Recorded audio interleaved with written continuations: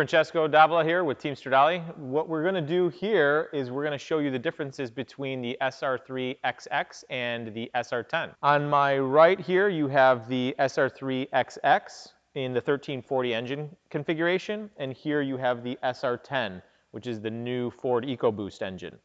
So we're going to start from the front, moving back to show you the differences between these two cars. Some of them are slight aerodynamic differences and others are performance upgrades.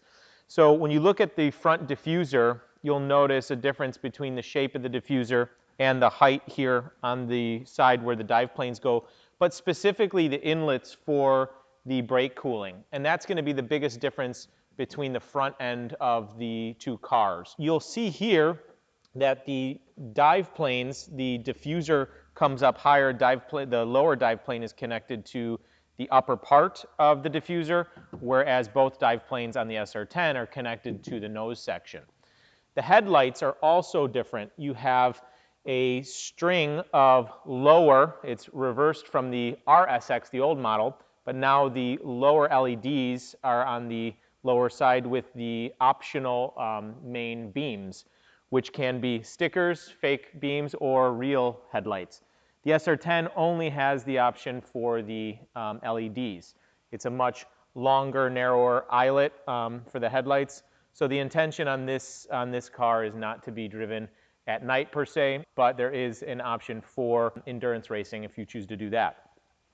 If you look at the nose shape as well, it's slightly different. The XX retains the RSX, same shape, whereas the SR10's got a sleeker, longer nose section to complement that intake area where you have the brake ducting and then the radiator scoops. There are two radiators inside those two large scoops there where there are no radiators here.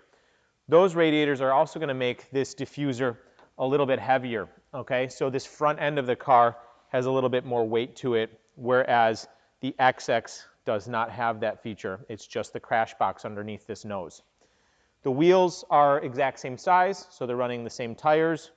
And then you have the mirrors, which are identical with the exception of a matte and gloss finish. And that's it from the front end of the car. So on the center cockpit of these two cars, you will see one slight difference being that this one was configured for a manual extinguisher pull, and this one has the electronic. Other than that, the center section that covers the cockpit is going to be identical. We are looking at two center seat cars here. We chose those two because they're the same, and it gives you slightly different features than the left-hand drive. So with the exception of them being just the electronic fire pull, the shape of this car is identical. You have a halo on this side and not one here. Again, that's just a configuration difference, and that's about it. So right here, you'll see the top part of the rollover cowl is the same exact on each car with the camera system from AIM right in the right-hand side. With the center seat car, the camera system is right there. On this car, the SR10, you'll have the brake cooling. This is extra brake cooling for the rear of the brakes. The XX does not have that because it does not need it. This car is traveling at a much higher rate of speed. Brake cooling is essential, so they have this extra duct here. On this section here, from the cowl down, on the side pods, you have this extra inlet for the radiators. The radiators are larger, needs a lot more air, so you'll have this larger scoop here, and it just lets more air in, whereas the XX is identical to its predecessor, the RSX. So those are the only differences moving towards the rear of the car. So at the engine cowl area, you'll see that both cars are identical in shape and the air inlets, along with the rear tail section, exact same shape, and the wing. This wing has changed from the RSX, but the XX and beyond both share the same wing shape and all of the adjustability in the two features here. Okay, at the rear of the car, you'll see, like we said, the rear tail section is identical, but then you have the exhaust differences. The diffuser is the same, tow hook is the same. This exhaust is the XX loud exhaust, and then you have the optional quiet exhaust. Now on the SR10, we've removed the rear diffuser so you can see into the rear section here, but you'll see the exhaust is different for this bigger engine. And if you look deep in there, you can see the rear of that Hewland gearbox. So that's going to be the biggest difference in the tail section, which is going to add quite a bit of weight right to the rear, right above that rear axle. Okay, so with the engine cowl off of the XX, you'll see it's identical to the old RSX car in that it's sporting the Hayabusa engine. Again, this comes in two configurations with the 1500cc and the 1340cc. This one has the smaller, the 1340cc capacity, both with 200 and 226 horsepower respectively. It then has right directly behind it the Quaife differential or the gear drive unit that powers those axles to give it that push around the turns. This engine package will push this car about 3.3 seconds, 0 to 60. The exhaust comes right out of the front end of the engine here on the Hayabusa engine.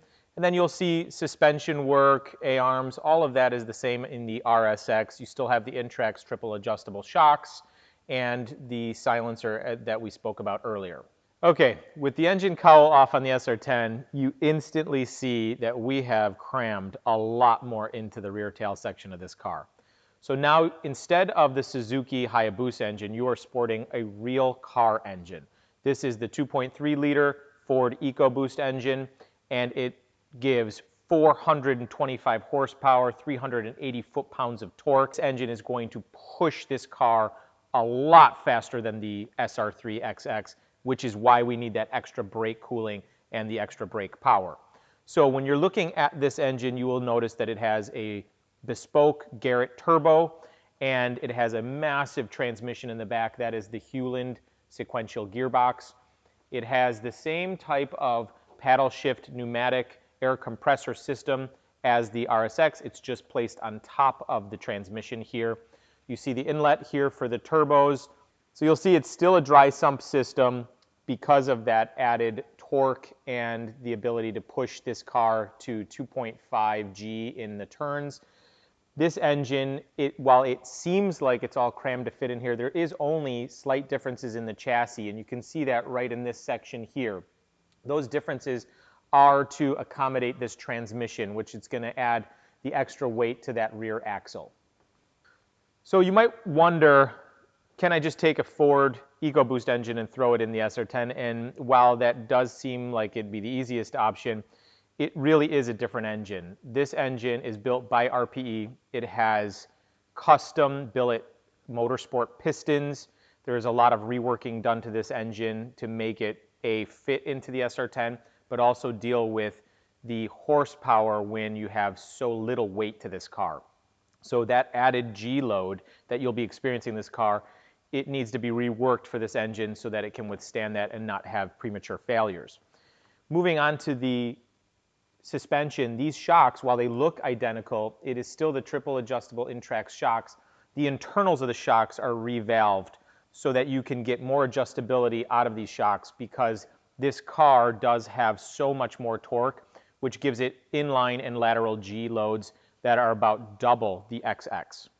Okay, now that we're sitting inside the center seat cockpit, you'll see some of the differences between the left-hand drive and the right-hand drive are obvious, but really the XX interior is customized to deliver the best functionality with the PDM, that new AIM PDM system that's in this car. The SR10 has the same exact system, although you'll see the steering wheel is much different. So going through all of the controls, you have your master power, just like in the RSX. Now, all of these controls are different. You have to wait for that main power to circulate. You turn that on. It turns on the PDM, that power distribution management system. You turn on the ignition. You have your display here, and it shows you all of the critical data. Now, on the XX, the buttons are pretty simple. You have your light flash button, which will then indicate what it's doing. You have your RPM, your temperature, your voltage. All of this configurable through the different pages in the AIM system. And this is something, going through here, you can see all of the different options that you can have as far as displays. Now, all of this is configurable in AIM, the Race Studio 3, and you can just choose what you'd like to see on every single page. Me personally, I go over to the round, I go to this main screen. It's got RPM at the top, right below the lights. These lights you can also configure to climb. They usually climb from outward inward and then flash once you're at red line. And also you'll see the climbing of the typical RPM through that top dial there. I configure this one to do water temp and oil temp. I always do water on the left, oil on the right, just like the radiators are configured physically on the car. So I know if I'm high on temperature on that side, I know it's this left radiator. In case you go off track, come back on, and you can see if you maybe picked up some grass or something. You have voltage, pressure for the oil, lap time. You can do also your plus minus and your predictive lap time in this section. All of this is just what the driver's preference is. You got your menu that toggles between all of the configurations and the settings. And then you have your quit button, your memory button. This is empty right now because we haven't done any runs, so you can just exit that. And then you have your also another button for pages if you don't want to do the dials. This one says reverse here. In the XX it does not work. The reverse handle is actually right over here, and it's a manual handle. You have your AIM Smarty Cam box on the left side, and then you have your extinguisher bottle on the left side here. That's pretty much all of the main differences in the XX versus the RSX, and now we're going to go over and look at the features of the SR10. Okay, now that we're sitting in the SR10, you'll notice the cockpit looks almost identical with a few exceptions. We turn on the power, master power, compressor goes on, screen comes on, got a nice color display again. This one has first an upgraded brake-o-meter, which is the upgraded brake bias adjuster. That's done here in the States. So the steering wheel is the same shape, but it has a lot of different functions with these buttons here. So you can still toggle between screens and show different parts and information that you'd like to key in on while driving. And then you have two other knobs that are pretty interesting. Now that you have this massive engine behind you, you have first the calibration knob. And now this is going to be the mapping. This is horsepower. So at 1, you're going to be delivering about 200 horsepower. And as you go up all the way through to level 8, you're going to be delivering your full horsepower load. So this gives you an option to either for rain or for just learning the car to start off with a lower horsepower. And that's going to be a really good feature for the SR10. The next knob is the TPS. While you think that would be throttle position, it's similar. It is throttle sensitivity. So again, it starts off at level 1 and it increases all the way to level 8. What that is how the throttle responds to your input at the pedal. So at level 1, the throttle will be a little bit lazier and it will give you a little bit more comfort and be able to work up to your comfort level. And as you increase that number, the throttle sensitivity will increase. And as you hit the throttle pedal, the reaction will be much faster. So most drivers, as they get comfortable with the car, run on calibration 8 for horsepower and 8 for throttle. Now the buttons for the main control are the same. You still have your lights, you have your ignition, your start and your stop, your other light features and the rain light. But now you have slightly different functions here too. You don't have a reverse bar, a manual bar anymore, because now you have a real automotive transmission behind you. So you just click the left paddle past neutral into reverse. Unlike the motorcycle transmission, this is a car transmission, so it starts off in neutral and just climbs up to first, second, third, fourth. Whereas the XX, you have to downshift into first and then go up into second, third, fourth, and so on. So this acts more like a car, more like what you would be used to in a McLaren or a Ferrari, because it is a car. You have your light button here, and that's flashing the headlights, and then you have your neutral button, and that's your lockout to get into neutral. These other buttons don't currently have a function, with the exception of the pit limiter speed. You hit that button, and then when you're coming into pit lane, it will actually limit your speed, and you'll hear the engine being limited electronically. Moving along the top, you have your ECU and AIM data ports, and you have your electronic firing button. You'll see this feature at the top of this car as well. This is available both in the XX and the SR10, and that is an external AIM display for RPMs. This can be configured to just show climbing RPM, just like the top feature of this display, or it can also be a display to show differences between laps. It's a pretty handy feature. Most of the people in the SR10 specifically have taken to that display because the display on the SR10 and XX is much lower, being on this steering wheel. The nice thing is there is a new upgrade for the SR10 and XX, which raises the steering wheel up, so it might not be needed for future builds.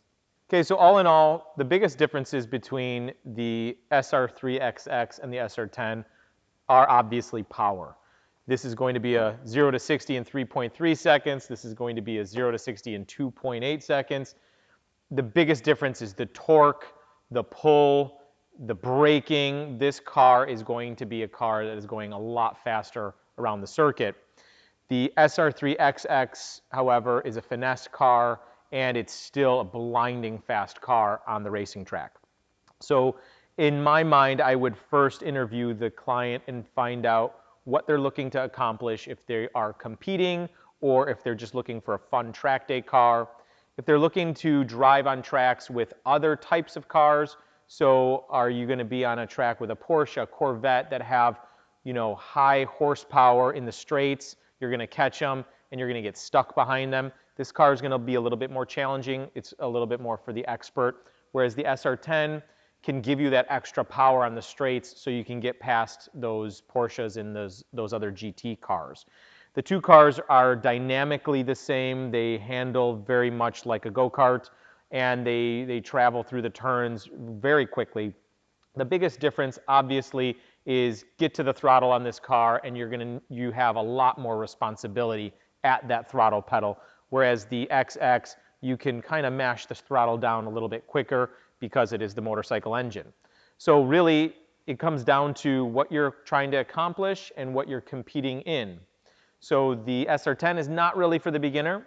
The SR3 is a great learning car, a great step into the Radical world, and I would love to see people start off in the XX and then graduate to the SR10. Those are my 2 cents on these two beautiful cars. Come to Team Stradale, see them for yourselves, jump in the cockpit, take them for a ride around Autobahn Country Club, and we'll get you in a Radical soon. Thank you.